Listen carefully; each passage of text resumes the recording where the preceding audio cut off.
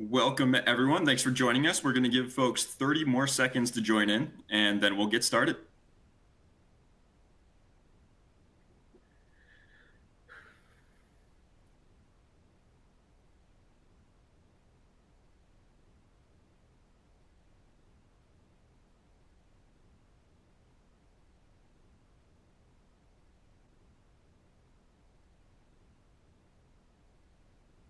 Okay, looks like we are 30 seconds past the top of the hour. So again, welcome everyone. We have a great webinar for you today and a great group of presenters. Just a few housekeeping notes to start off with. We are recording today's webinar. We'll be sending a follow-up email to all of you with a link to the recording and slides. If there is time, we will have a question and answer period at the end of the webinar using the Q&A function located in your toolbar. So please feel free to type in your questions at any time and we'll get to them at the end. And we'll follow up after the webinar if we don't get to your questions. Also, at the end of the webinar, please take a minute to fill out the survey that will automatically pop up on your screen. We'd love to know what you thought of the webinar and how we can continue to improve the Top Trends in Fresh series. So again, we have a great webinar for you. And to start, I'd like to send it over to Rick Stein for the introduction. Rick, the floor is yours. Thank you, Joe, and welcome everyone to our third installment of our 2024 Top Trends in Fresh. Today, we'll be talking about generational impact. And of course, with me today is Jonna Parker and Kelly Crummels with Circana, and we're really looking forward to today's discussion.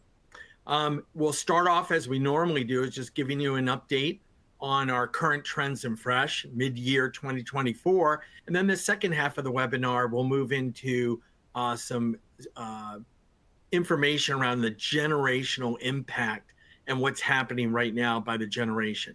Please don't forget to put your questions in the chat box.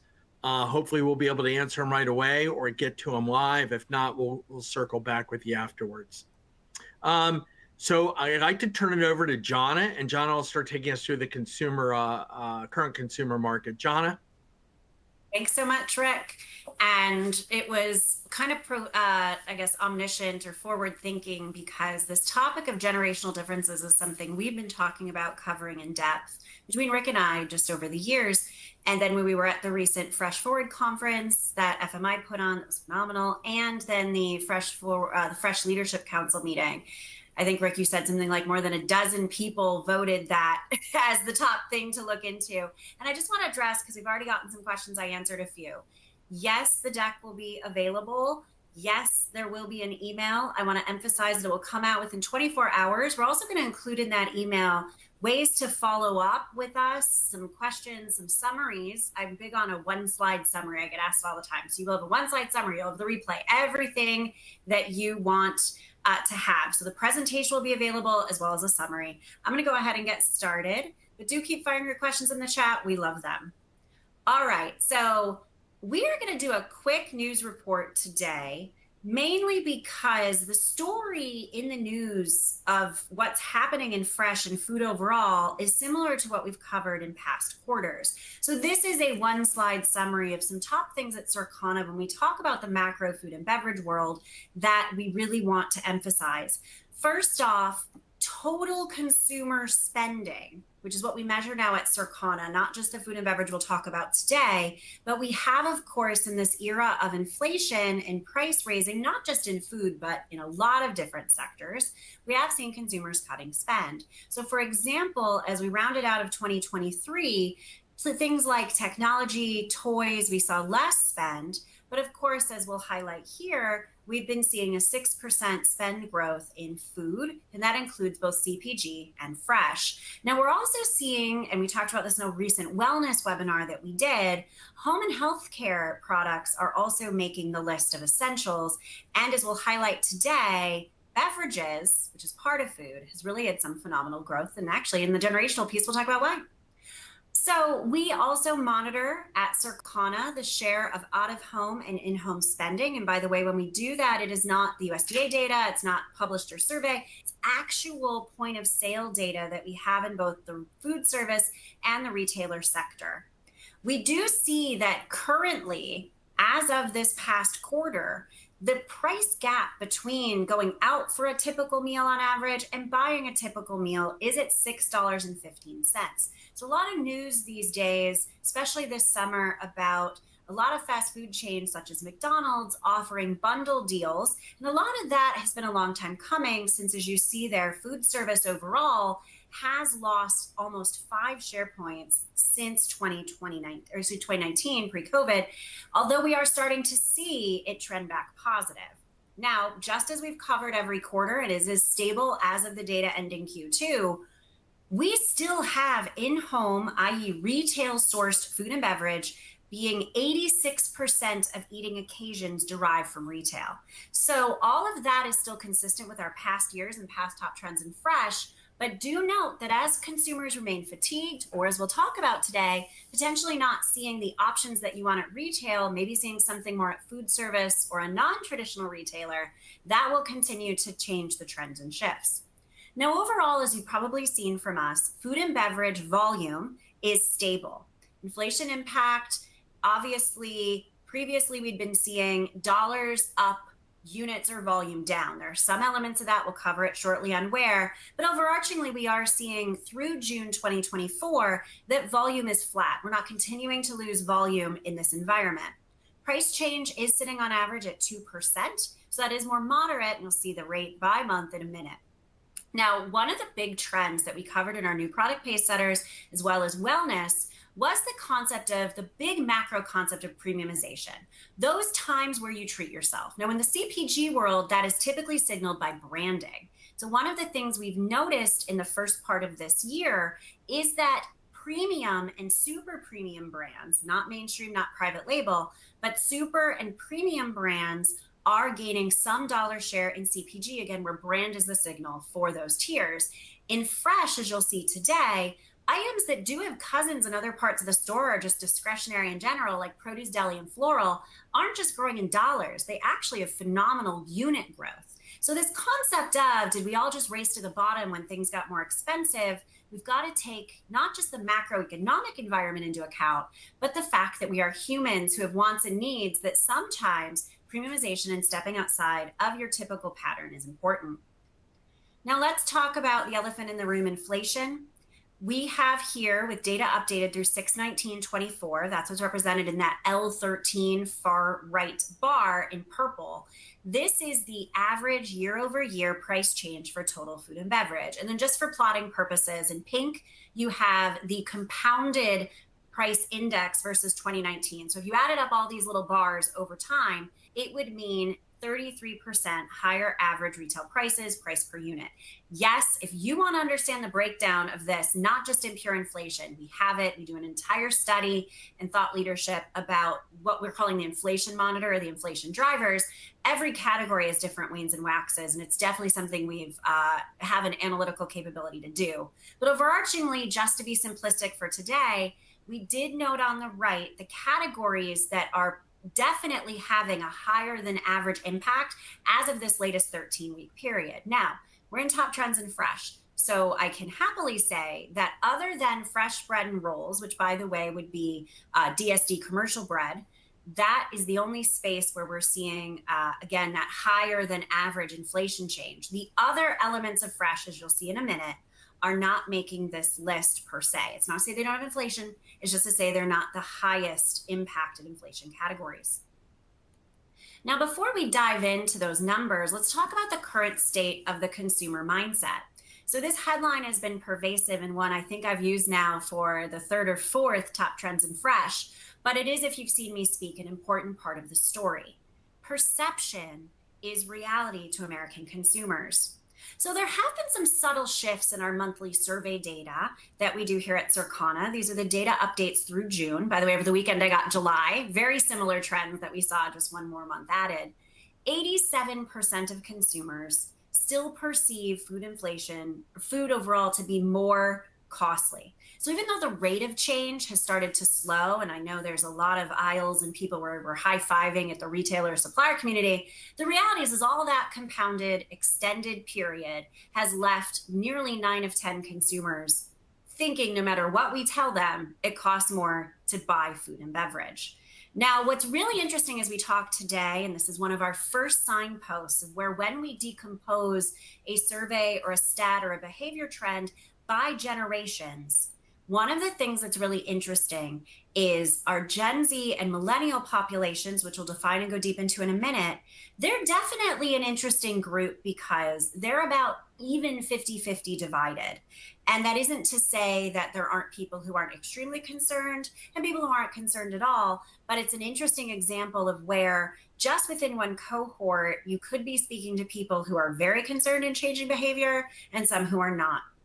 Now, one other stat to think about with that, again, as we talk about generations today, especially the younger cohort of Gen Z and young millennials, the younger end of that spectrum, more than half believe their financial situation overall, irrespective of food and groceries, will be worse next year. Now, the numbers aren't that different, but this will be our first place we talk about the differences between the boomer generation and younger generations, because in this same survey in June, we saw that more than 50%, so only 49% of older boomers do not expect future financial woes. So we've got not only a young populace who's coming of age and setting their patterns in a period where they've been up and down and wane and waxing on food inflation, we've also got a pessimistic group. And I think as you go through this deck with us today, you'll see why that mindset is so important.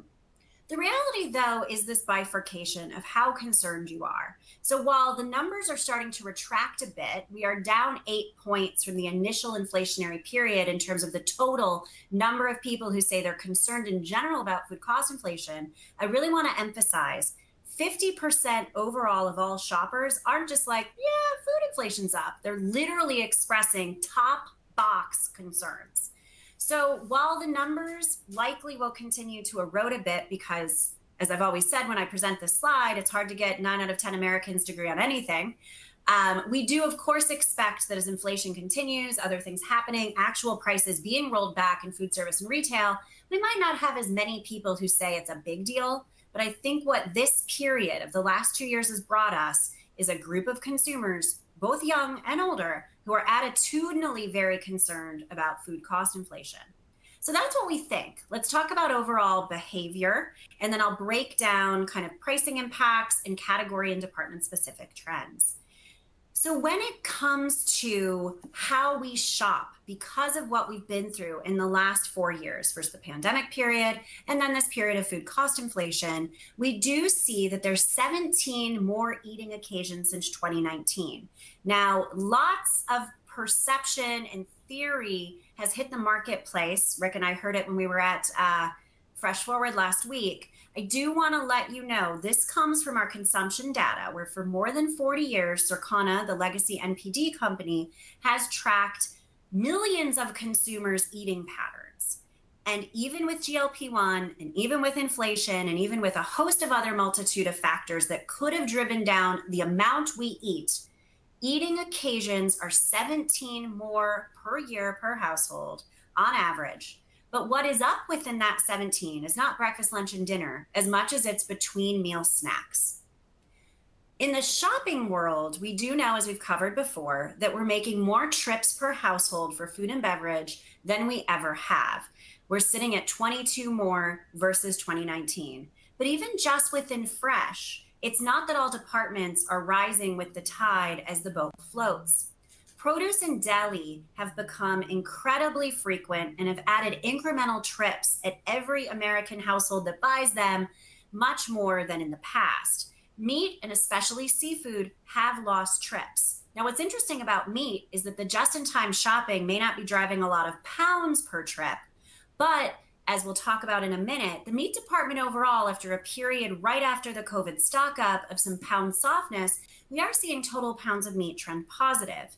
Now, trip frequency still means that folks are getting just what they need when they need it from the department. So relevance, in addition to stock up, big, lots of pounds of meat sales, so we'll talk about with younger consumers, they want to find what they want and what they're about to eat immediately, because food waste remains the color that goes in people's minds, especially in fresh, as they make these frequent trips. Even if you give a tremendous deal, why give someone a deal on something they're just going to throw away? one other big point we've been talking about a lot lately. More trips doesn't mean more stores or more types of channels. Folks being the average American, has a pattern of banners and channels that have started to contract. And why that's important is because of that last stat.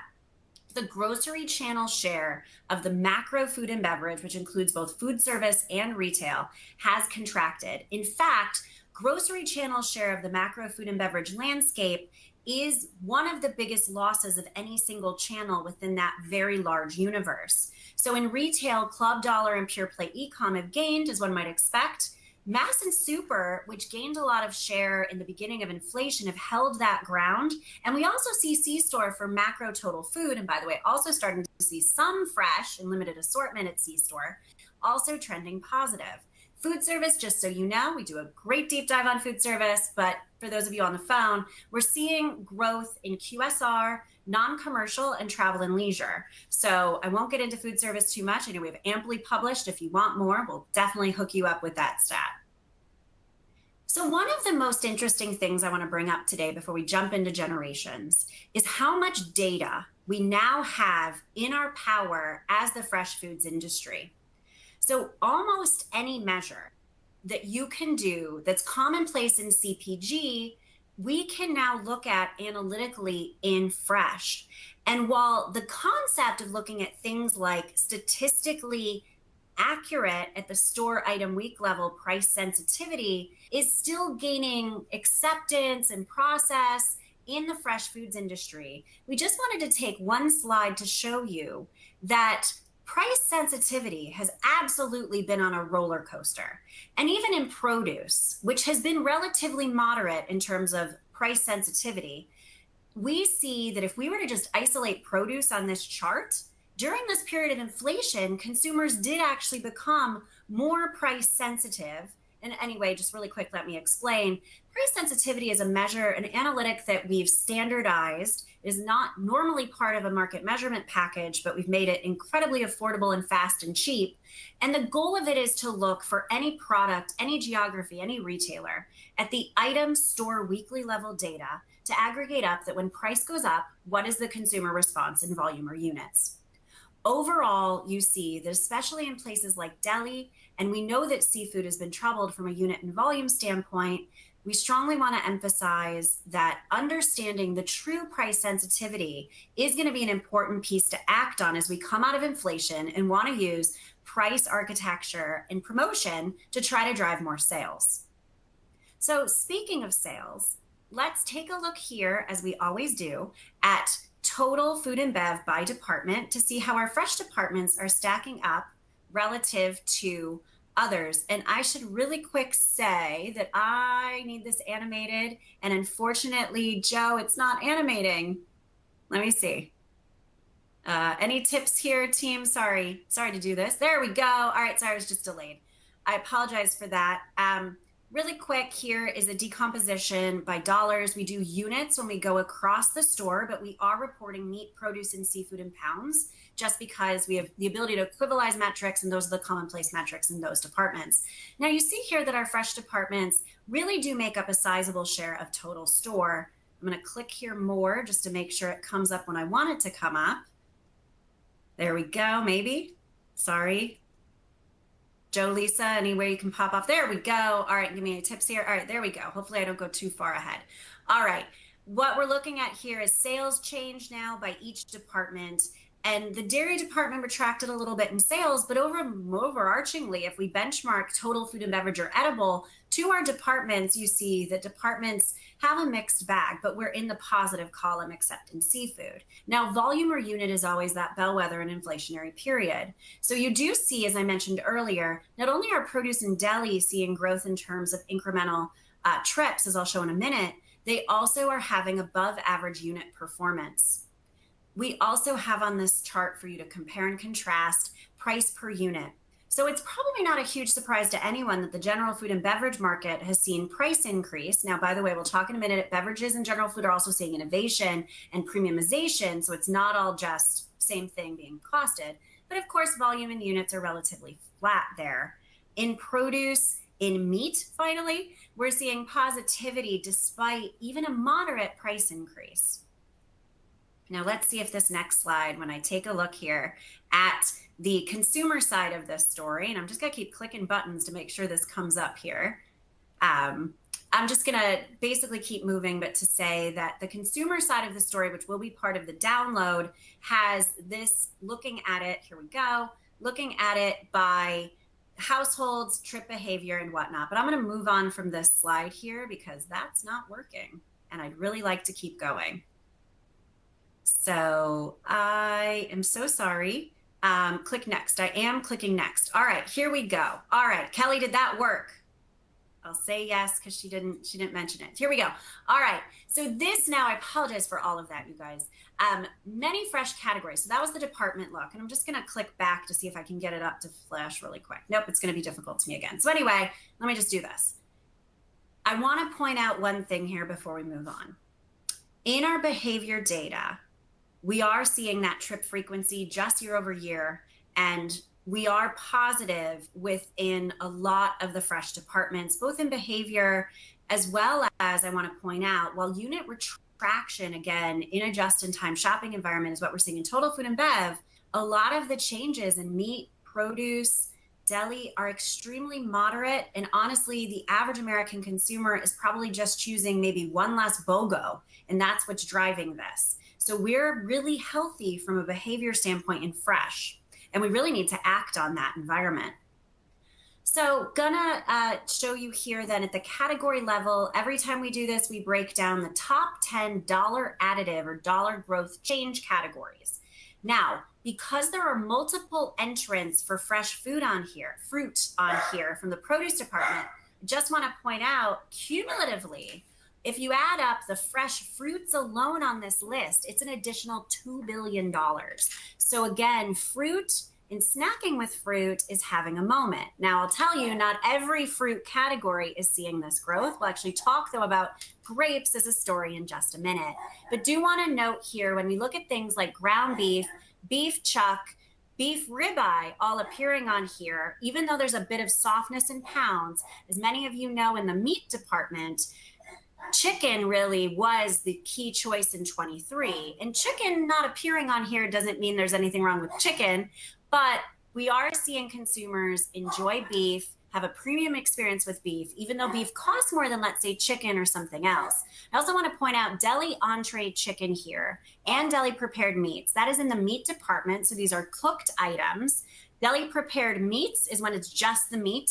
And deli entree, specifically the chicken type entrees, are when it's a full meal. Look at that unit volume growth. Now, Mandarin's had a great crop year and some great promotion, so that doesn't surprise me. But anytime you're seeing double-digit unit or volume growth in an inflationary environment like I've just laid out, it's truly consumer-driven demand and relevance. So speaking of relevance, as we close this news section and turn towards our generations, I just want to point out something that we've said, Rick and I, now for many top trends in fresh. It is even more true than ever that the FMI dimensions of value go beyond price. And relevance and experience, as well as what is someone's real definition of convenience, are as important as quality or the ubiquitous freshness note that we've often marketed on. Now, I really wanted to show this slide as we turn into our next section, our generational deep dive, because relevance, experience, and what is convenience is very generationally different. So let's jump in. First off, let's talk a little bit about why we chose to speak on generations today. And we will, yes, for anyone who's going to go, what about boomers and what about Xers? It's not just going to be about millennials. But one of the things we've noticed in Circana and working with FMI is that when we do especially our attitudinal why type shopper surveys, we've noticed that for several key questions, there is a gap that is very age specific. So just on this slide, a few of those bellwether questions we ask every month, as each month's ticked on, not only have we seen a difference between the youngest cohorts and the older cohorts, we've also seen it consistently to see a wider gap month over month. attitudinally, these are very different generations. So for example, on your most recent trip, how many aisles do you buy? By the way, every single one of these questions, we have 4 years of history now, going back on how primary shoppers in the household have answered each of these. These just happen to be the July results. But under age 34 are young millennials and Gen Zs. 21% of them, even in this inflationary environment, are in a discovery mode.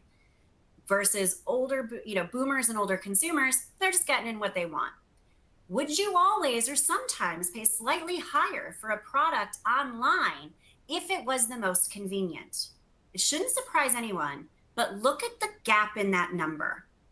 Over age 59, and by the way, Xers are just slightly higher than over age 59 here. Very few, only 1 in 3 would buy something for the convenience of ordering online. 58% of younger consumers. We'll talk about why that is in a minute.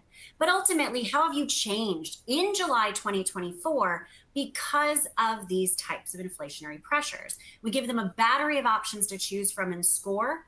And really, we're seeing that when it comes to our young millennials and Gen Zs, the majority are changing their behavior still after many months of inflation, specifically looking for sales and deals, also cutting back on non-essentials. But what we want to show you today is what this all means behind the scenes.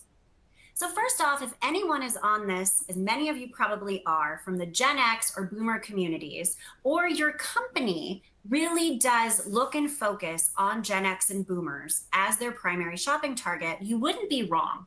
So I know the numbers are a little contracted here. In the PDF, it looks great that you'll have as a download. But if you've been focused up until now on Gen Xers and Boomers, you would be in the lion's share of dollars and household buyers. And this is looking at total fresh foods, the cumulative of the 5 fresh departments: meat, produce, bakery, deli, and seafood. And when we break each department down, you would still be right to have focused up until now on Gen Xers and Boomers, because with some variance, we still see that every single department has the lion's share of sales happening in those 2 cohorts. And if you don't believe us, go back to last quarter's Top Trends in Fresh, where we talked a lot about the top 10% of households for each department. And guess what? They were in younger Boomers and older Gen Xers. But what about the future? We have a choice right now in 2024. All of us do, really the entire industry, not just Fresh does. We've definitely focused on that big blue ball of where the spending was concentrated.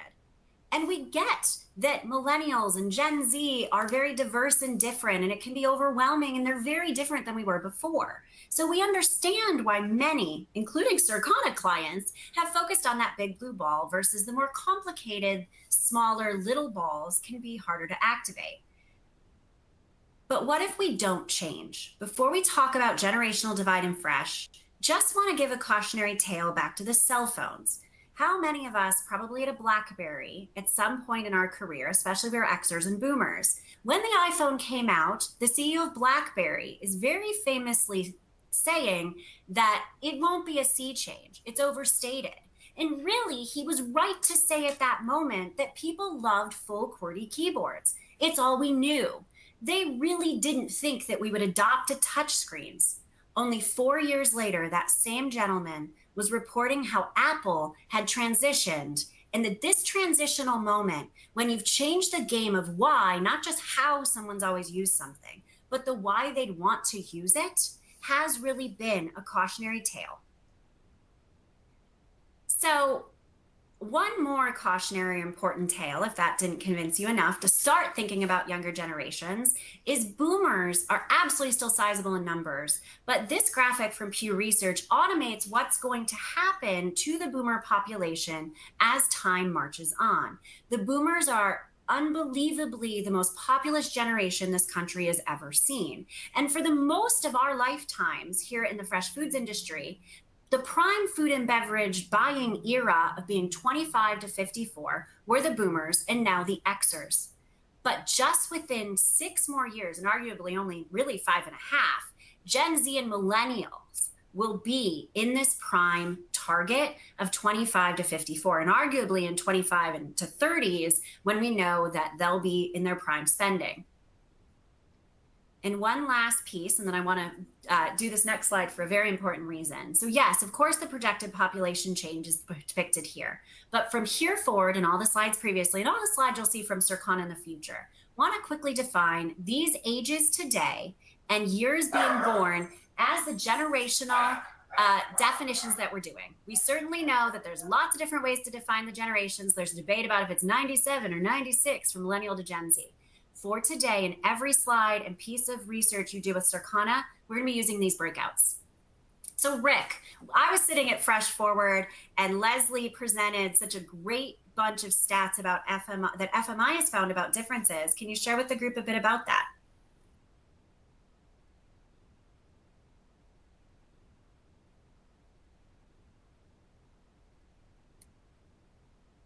I apologize. Do we have Rick on? Did I get kicked off? No, we're good. There I you had are. myself All right, on so mute. sorry about that. No worries. I couldn't see you, So, Rick. Sorry, go for it. I just wanted to say I'm always impressed by you, John. The slides messed up. You went right through it. The dog was barking. You went right through it. You're the consummate professional. I love working with you.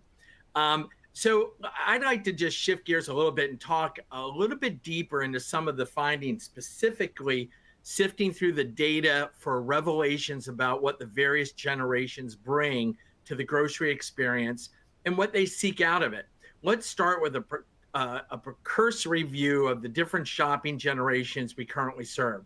The silent generation, who survived the Great Depression, sacrificed to bring stability to the world and establish a vibrant economy. For them, grocery shopping was and is all about cost, taste, and convenience. Baby boomers had Vietnam, civil rights concerns, Watergate, push our authority buttons, and raise questions about civil obedience.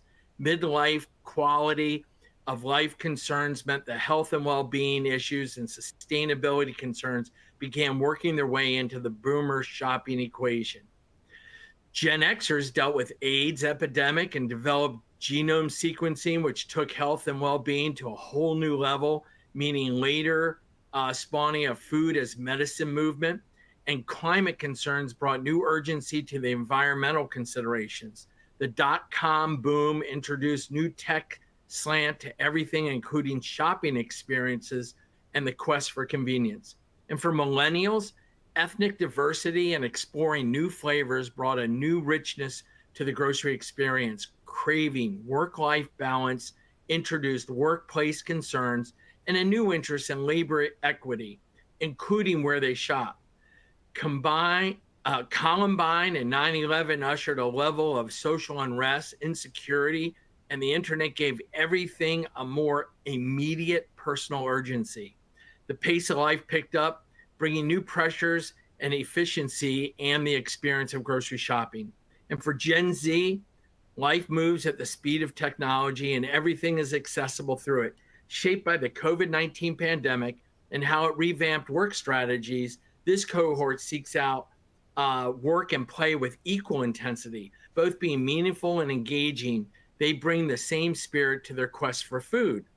So every generation brings its experience, their lived reality, to the shopping adventure, and they come seeking a different kind of escapade when they arrive.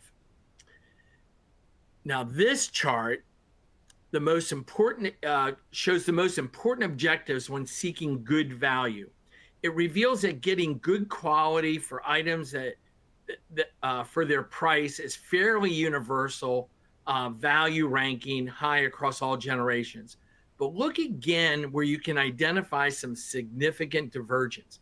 Gen Z and millennials score significantly, 15 points or more higher, on engage with business that share my values.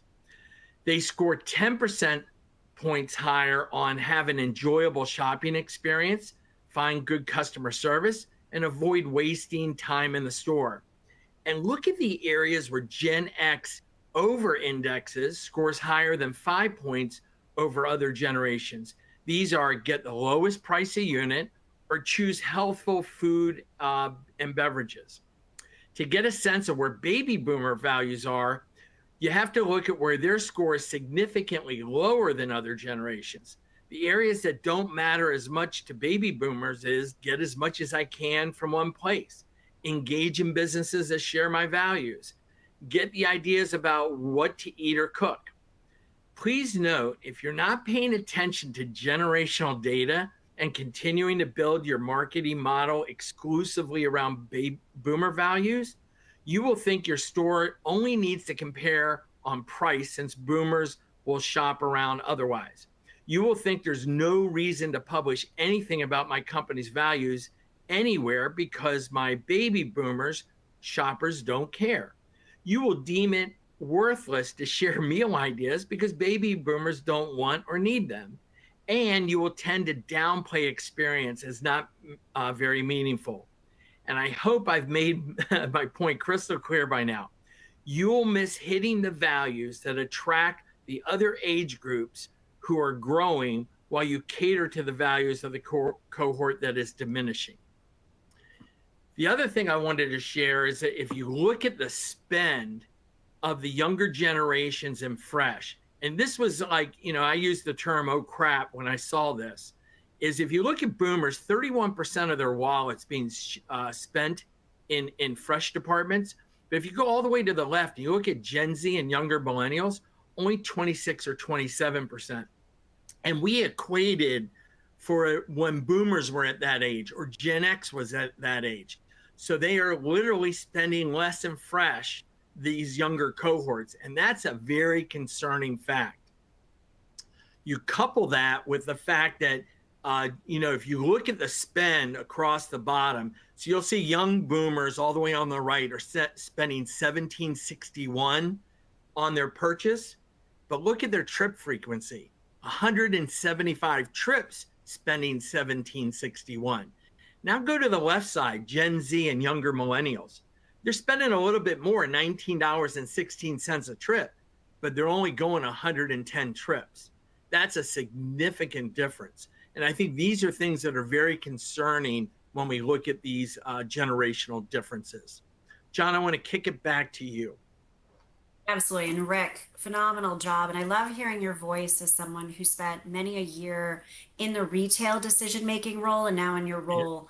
Yeah. And, thank you all, Keep, for the questions. Now, one of the things as we get into the fundamental differences, a lot of these behaviors are because I don't know if we've really embraced the fundamental differences of mindset and experience and relevance that are inherent when you think about people who were born after 1981. Rick did a great job of talking about the lifestyle ideas, but if you just think about how supermarkets and behaviors that we take for granted as commonplace, like circular ad sales, and as Rick just said, I'm going to the supermarket for my fresh groceries and I compare my local grocer A to local grocer B on price. For almost 50 years, that's how we've sold fresh foods and how we've thought about and marketed and assorted fresh foods. Now, here's a generation where every single day of their lives has been unprecedented and the pace of change has been phenomenal.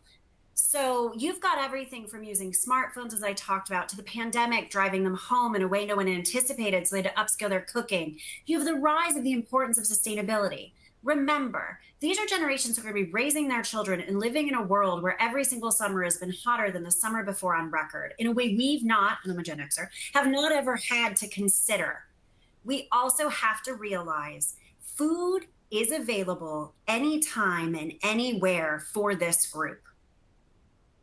So we are going to cover today, Kelly and I, 3 fundamental differences about Gen Zs that go and cut across and far beyond fresh foods. We're going to give you examples and stats that hopefully empower you all to think differently about how we meet the moment for these generations. First up is we're going to talk about how hungry this group is for discovery and connection. I'm raising 2 Gen Zs myself. I work with, as many of you do, many amazing millennials and young millennials. They love food. They are so engaged in it. So let's look at the stats that really show why this group, more than almost any, should be really engaged with us in Fresh. First off, 35%. Now, I should define this quickly here. We are going to often use the cohort of Gen Z and young millennials. These are people who are age 34 and younger. It's not to say that total millennials aren't a worthwhile population. we can aggregate them, but often in Circana, we recommend to break them out. People age 34 and younger, given delayed family starts, are likely to be having young children in the home, if any children in the home at all. They are also attitudinally different. So throughout this deck, we're going to talk about young consumers and Gen Z, younger millennials. We can break them out if you need to, but right now we're going to combine them. 35% of this group are planning to cook meals from scratch and dining out less in the upcoming months. So even though we talked earlier about how many of them are concerned, they're planning. A whole third of them want us to market to them about how they can replicate at home or dining out at home. We also know from our research and our state of dinner work from our national eating trends data that cravings are what drives particularly the dinner occasion. 33% of dinners made by Americans are because they were convenient. Now, that is defined by the consumer.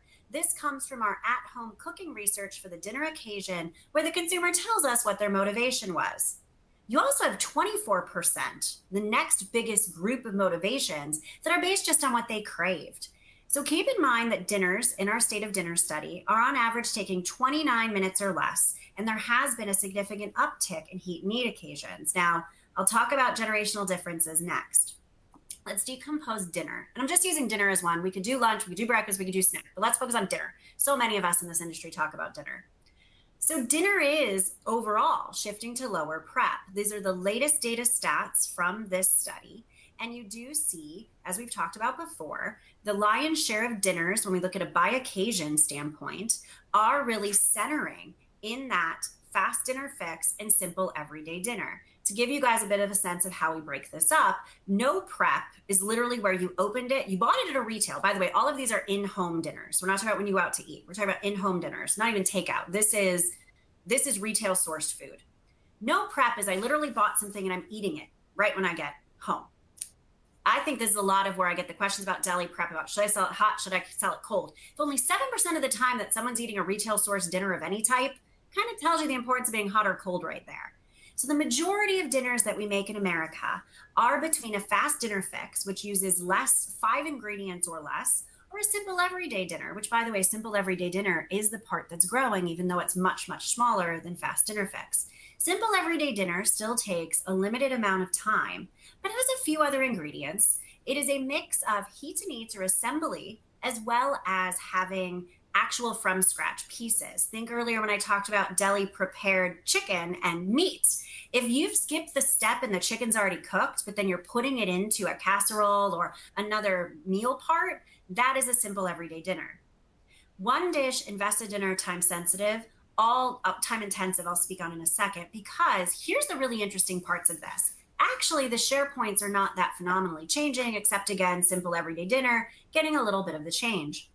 Midweek, which we're now defining as basically Tuesday, Wednesday, Thursday, we see very different dinner behavior than Friday through Monday. We also see a very different generational divide. Now, before we go and say that our younger cohorts aren't willing to cook, where we see growth coming in invested dinner and one dish is from the millennial cohort. When there is that time for discovery and connection around a meal at home, millennials and Gen Zs are our target. We've also seen a tremendous growth in this past year in this trend of making or remaking a restaurant quality meal or dish at home. They are seeking help to have options that let them replicate their favorite meals out of home in home. And we definitely in our future of dinner study, and specifically for the fresh industry, think this is a tremendous trend, which is much more aligned with the younger cohorts to grasp on. But here's what's funny. So, right, hey, we've got more meals to make. We want to inspire these people to make some meals. Well, here comes our generation divide. If your target market is boomers or Gen X, our research, and actually in partnership with 210 Analytics for IDDBA, showed in a recent meal inspiration survey that when it comes to boomers, friends and family and cookbooks are where they go for inspiration. By the way, also scoring high with them are chefs, restaurants, and trusted advisors. Gen Z are all about their personal hands-on social media experience. We also think there's a tremendous opportunity to use the store and your online shopping platforms as a discovery tool. 33% of this group frequently try new foods. That's double as many as in boomers. The other big divide is on the types of meals they're seeking. And listen up, friends in deli, because this one's for you. And obviously implications for all of our other fresh cohorts as well, or fresh departments as well. We specifically, I should say, 210 Analytics specifically asked consumers to think about what kind of cuisine do you want your grocery deli prepared to carry more of? And then we generationally striped it. We also striped it by other demographics. Look at how different these foods are. Pizza is loved by everybody. Chicken's loved by everybody. But look at these flavors they want from their deli. And I can tell you by doing some flavor research, other than sushi, there are not enough of these kinds of foods available in deli prepared today. And I do know also that this cohort, Gen Z and young millennial, are under invested in deli prepared. And the reasoning in research is because they're not seeing those restaurant quality flavors they love. They're only seeing flavors their parents and grandparents love.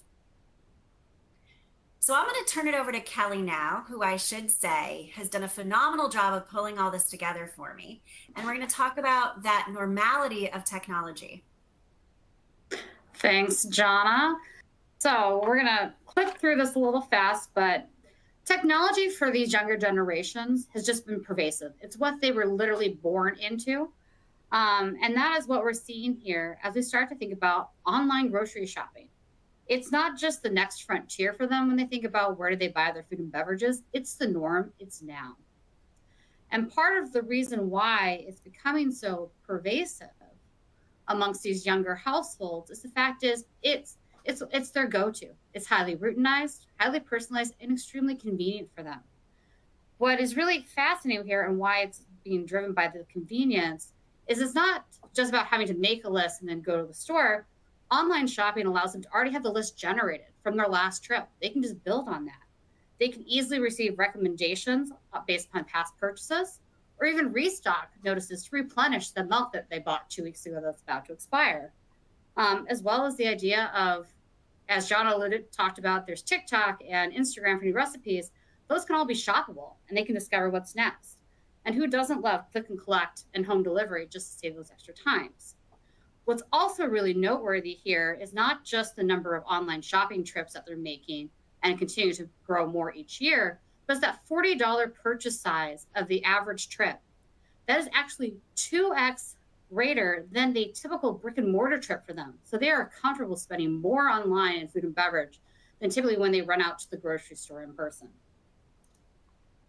As well, what we're seeing here is that there's other providers out there that are tapping into this idea of not just younger generations embracing fresh foods, but tapping into their beliefs that this generation believes that food is a part of medicine. Food is a part of taking care of themselves, both physically to fuel their body, but mentally as well. And so it's important to find these moments, these synergistic points of connection to really kind of break through and have these moments of getting further with fresh. As well, it's important to think about the digital influence, right? It's not just about the transactional nature of that online purchase being made in that moment. We need to understand and know that 70% of sales will be digitally influenced by 2027, which seems really far away, but it's only 3 years away. This isn't just about the sales made via your phone or your tablet, but it's what you see out there in the world around you via your phone that you will then influence what you make and purchase next. A great example of that is being driven by social media. Social media is especially important for our young consumers where they spend a lot of their time for entertainment and for information. What's crazy to me here is that 3/4 of those 18 to 34 years old have made a purchase after seeing something on social media. That is up 12 points compared to the average person. And those key sources of research for pre-purchase, TikTok and Instagram rise to the top of these groups. And TikTok has just been a juggernaut. It grew 7 points compared to last year in terms of that influence. It's so fascinating to think that going viral isn't just about cute puppy videos or whatever the next dance craze is. It's actually food can go viral and have that impact. Take, for example, grapes. This is a fascinating case study. So if we were to look at grapes through the Circana analytics perspective, we would have said, looking at the last 3 years, it's been highly impacted directly by inflation. There's a changes to the promotional mix and variety decline have not helped. However, social media would actually show that demand has shifted and it helped sustain that value despite those inflationary conditions.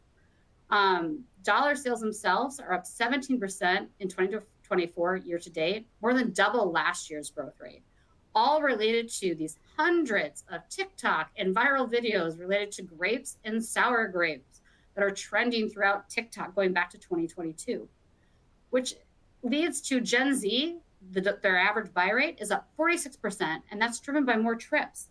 I mean, who would ever think that a hashtag like hashtag candy grapes would actually drive the sales that it does?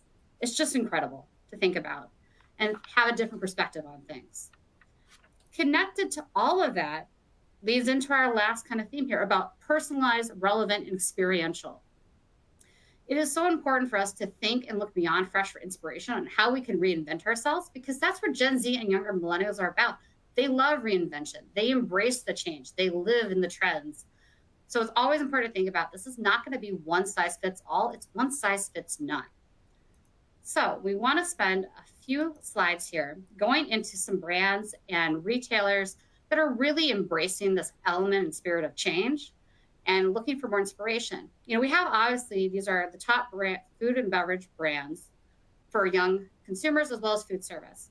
So certainly, yes, there are the giant mainstream CPG brands that continue to do well, but they have to innovate to keep up and keep those consumers engaged. What's fascinating here is those couple of brands towards the bottom of our list on the left-hand side of Prime and Feastables. Both of these have their roots directly in social media. For those who might not be familiar, Prime is a hydration brand beverage started by the popular YouTuber Logan Paul and internet personality and boxer KSI.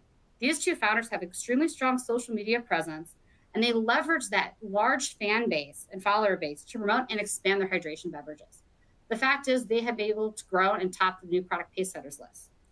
Feastables is a chocolate bar released by another YouTube star, Mr. Beast, thus focused on his acts of kindness.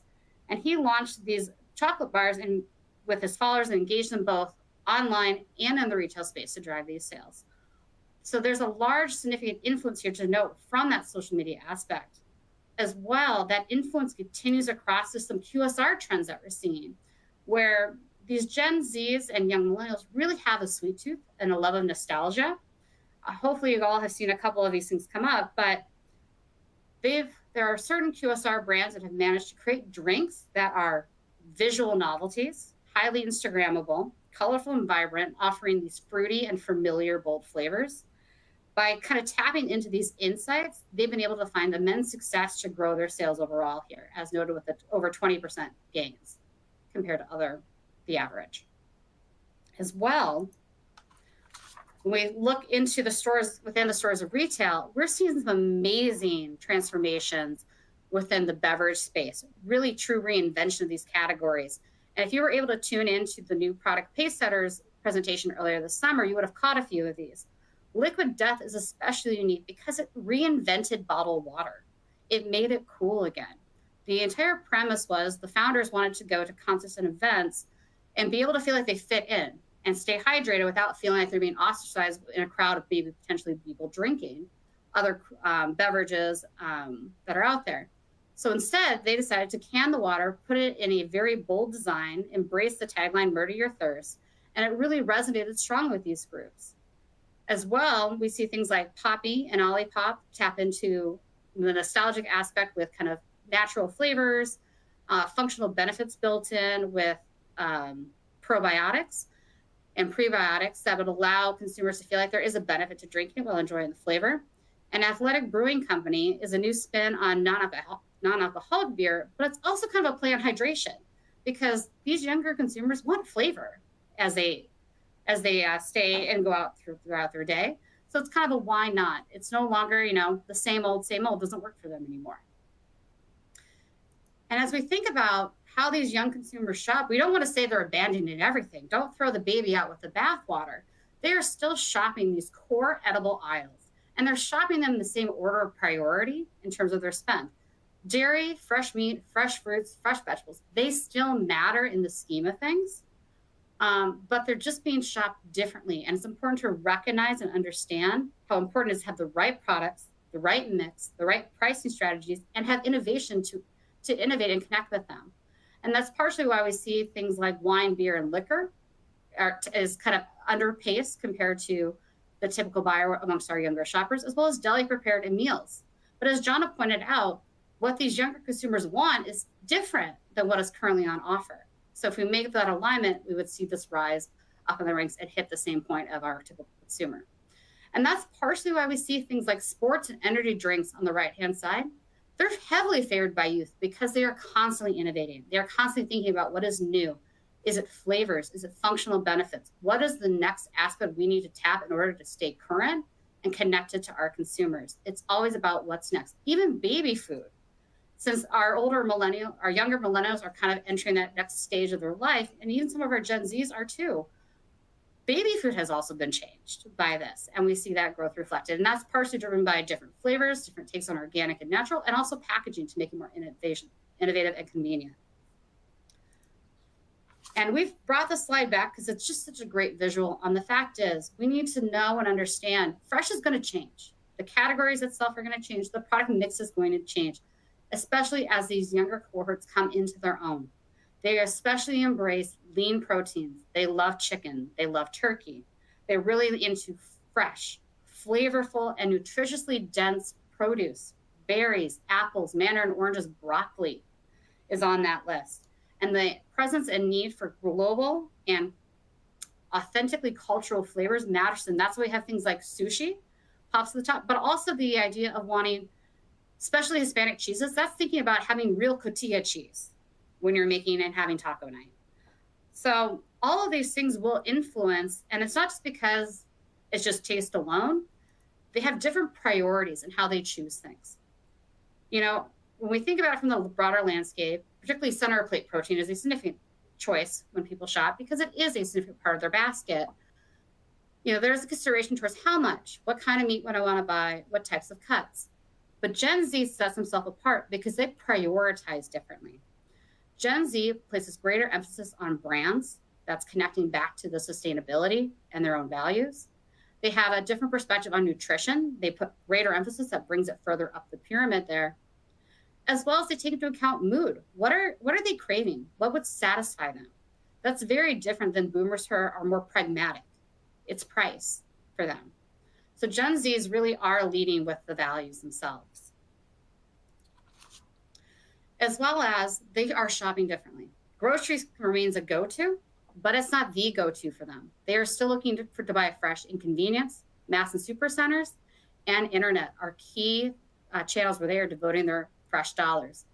As well, just to dispel this, the fact is they look across all of these channels and they see pantry stocking. And pantry stocking is defined as 15 or more items and spending at least $50 or more when they do this. And what's fascinating here is the internet does not look so different from grocery in terms of these breakouts. As well, sorry guys, we're speeding along here, but as well, we're going to see some really fascinating similarities here when we look at what are the top items most frequently purchased. Grocery, mass and supercenter, and internet look very, very similar. So there's a fluidity and seamlessness in how people approach it. It truly is shopping by what fits their day. If they're out running errands, they might choose to order something online and have it pick up. They could also choose to say, I need to pick up other things that I could pick up at a mass retailer. Then I'm also going to pick my groceries on the side of that. Convenience stands apart because it's helping to fulfill a different role in their day. Convenience really allows them to have a meal and to pick that up, whether it's eating on the go or taking it home to consume. You'll also note here, bananas is very popular across all of these retail channels. Key things for fresh. And what's critical here is, just as we wrap up, is really understanding what these generations need and understanding the moments that matter will immensely change how we connect with them.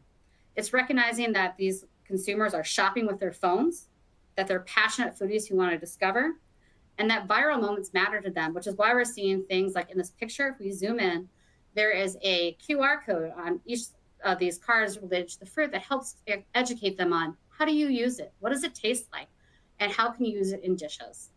So with that, I'm going to pass it to Jonna to wrap this up. Well, I'm going to actually ask Rick in our waning minutes here. You know, this obviously, Rick, you've had some time to look through this. What would you like to leave our audience with as some parting thoughts as a former retailer and from FMI? Yeah, I think there's just a couple things that are concerning, but they're also opportunities. You know, FMI has been tracking how many locations a consumer shops, different banners. And for the last 20 years, it's been expanding. Last year, for the first time, we saw a drop. It went from 5.2 to 4.9. That's very concerning. And I know what everybody says when they look at all this data by generation. The first thing they say is, well, I can't be all things to all people, and I'm trying to do it all. But if consumers are going to contract how many places they're going to shop, the call out to you is you're really going to have to dig into this data and look at location by location, where are your opportunities to keep shoppers? And I'm not saying you ignore boomers. Hell, I'm a boomer. I don't want you ignoring me. But if you looked at that file you have, where you showed the boomers going up and out, that's me. You could have my picture on there and I'll be out of this. What you're going to have is a lot of Gen X and millennials shopping in your stores, and you got to keep them. So you got to think about how you align your strategies with all the insights that we're providing, and then say, how are you addressing those on a location by location? So not every store is necessarily located where Gen Z and boomers or Gen Z and millennials are, but you need to think about your locations and attract it that way. And it's the same thing for the suppliers. You need to feed the retailers with products and marketing strategies that help them expand that. The other thing that was concerning to me was the fact that the younger generations aren't spending as much in fresh.